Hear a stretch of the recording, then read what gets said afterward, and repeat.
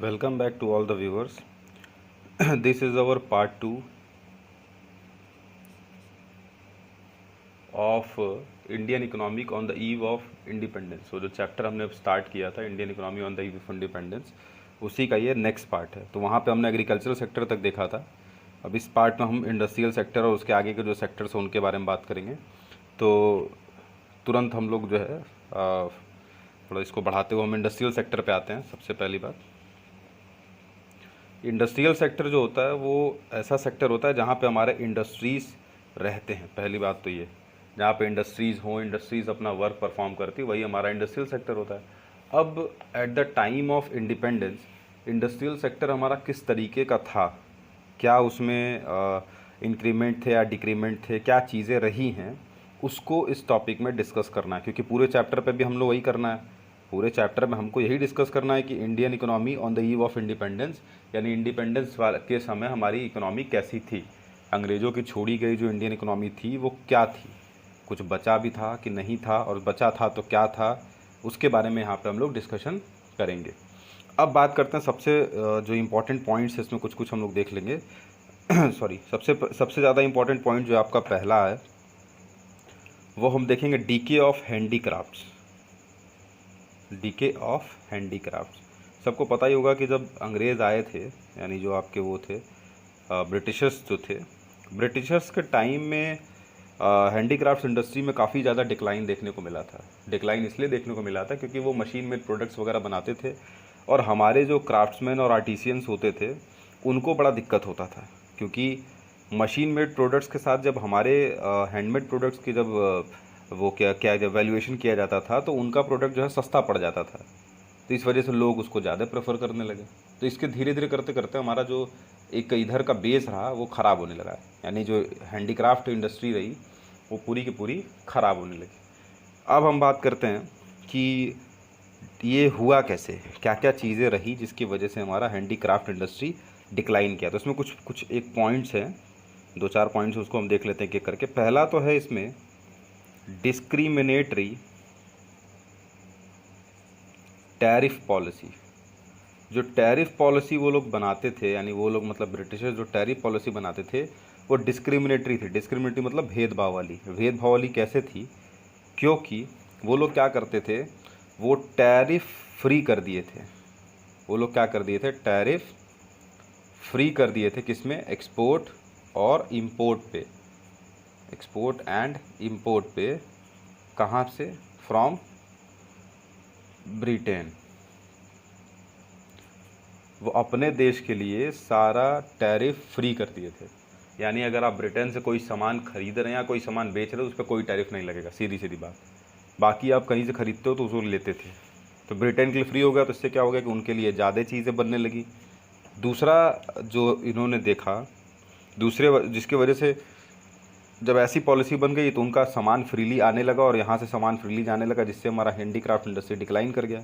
दूसरा जो पॉइंट हमारा हैंडीक्राफ्ट इंडस्ट्री डिक्लाइन करने या डीके करने की वजह से था, वो था disappearance of princely codes.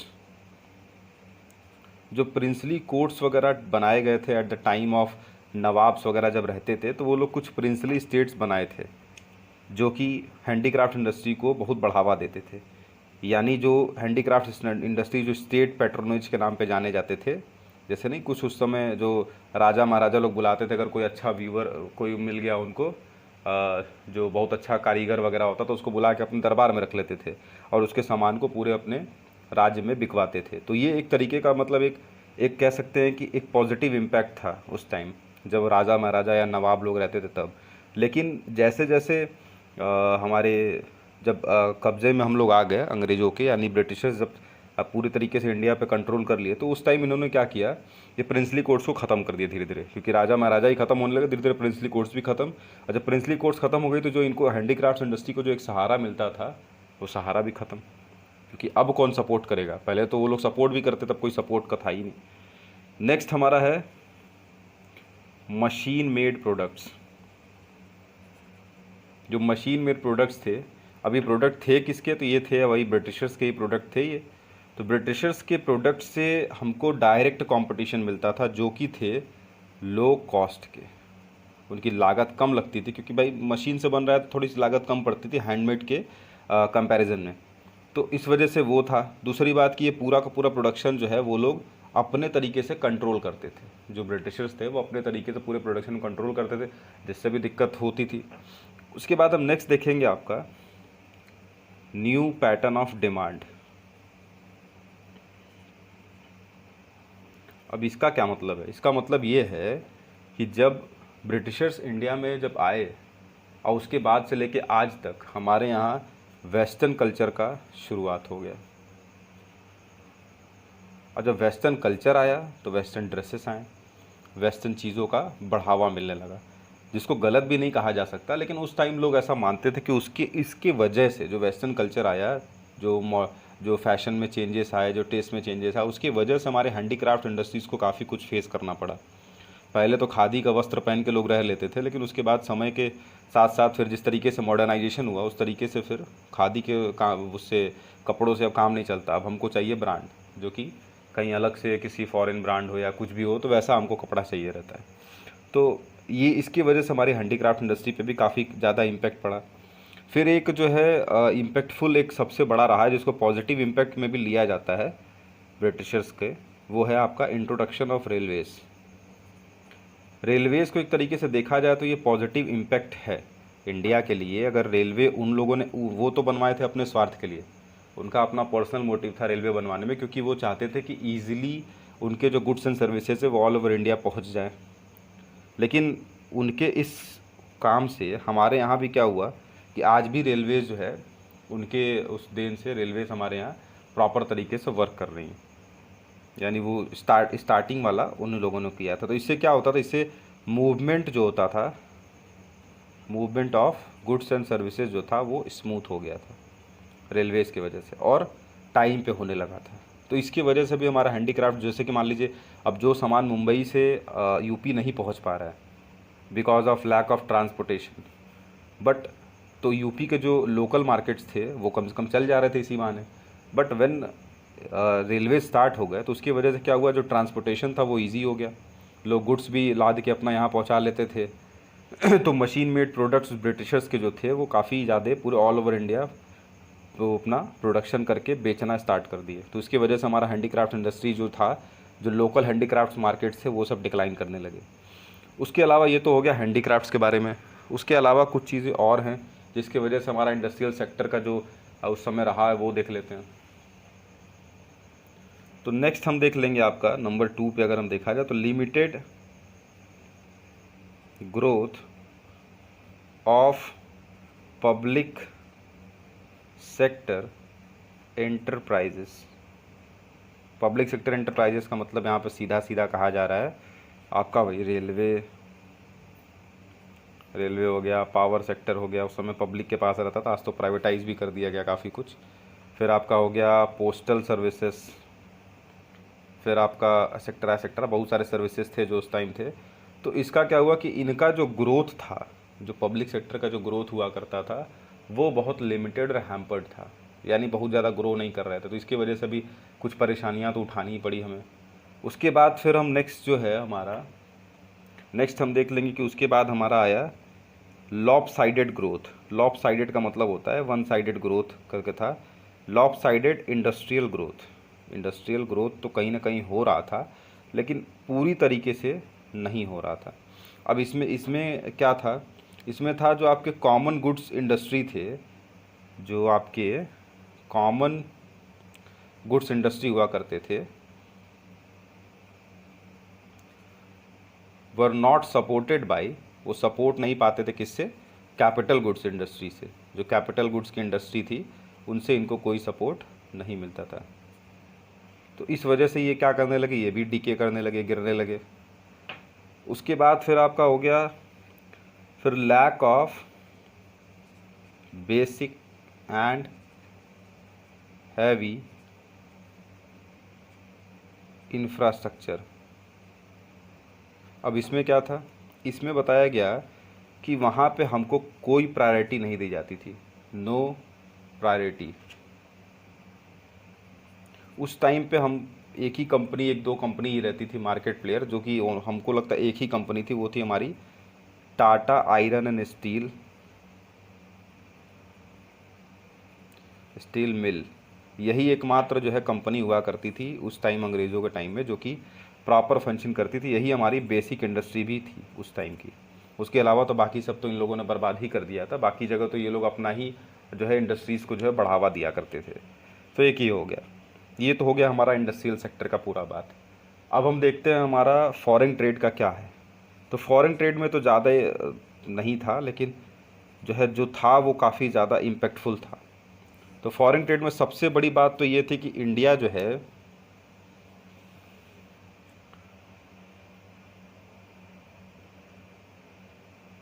India क्या हो गया था, इंडिया नेट एक्सपोर्टर था,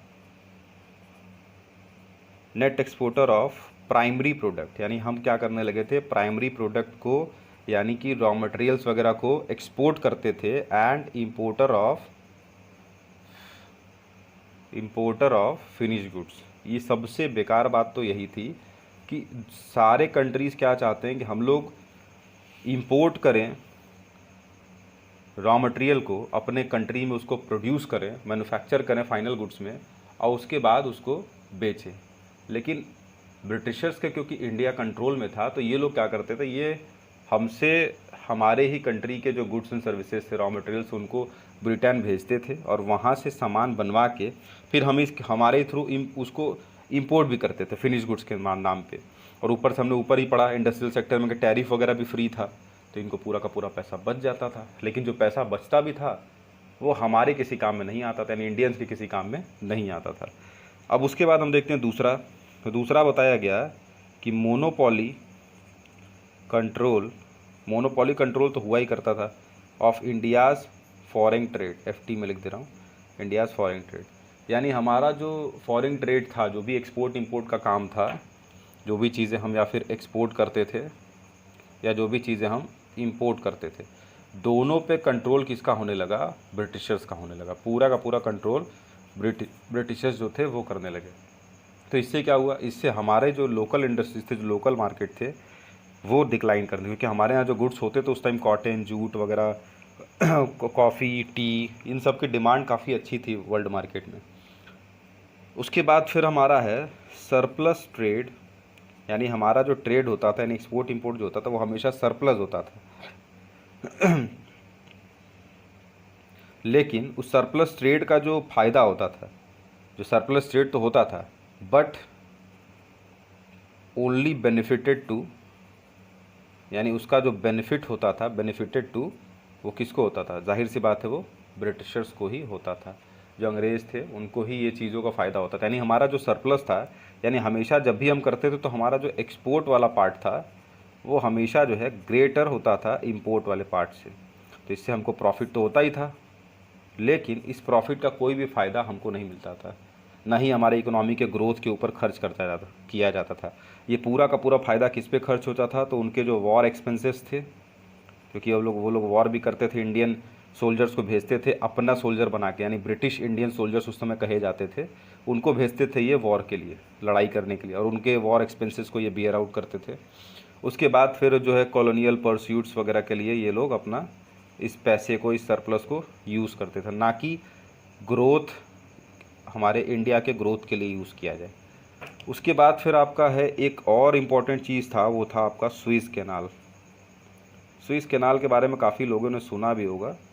ये बना था आपका 1869 में। 1869 में बन तो गया, सारी चीज़ें इसके साथ सही थी, लेकिन इससे ब्रिटिशर्स को बड़ा फ़ायदा हुआ।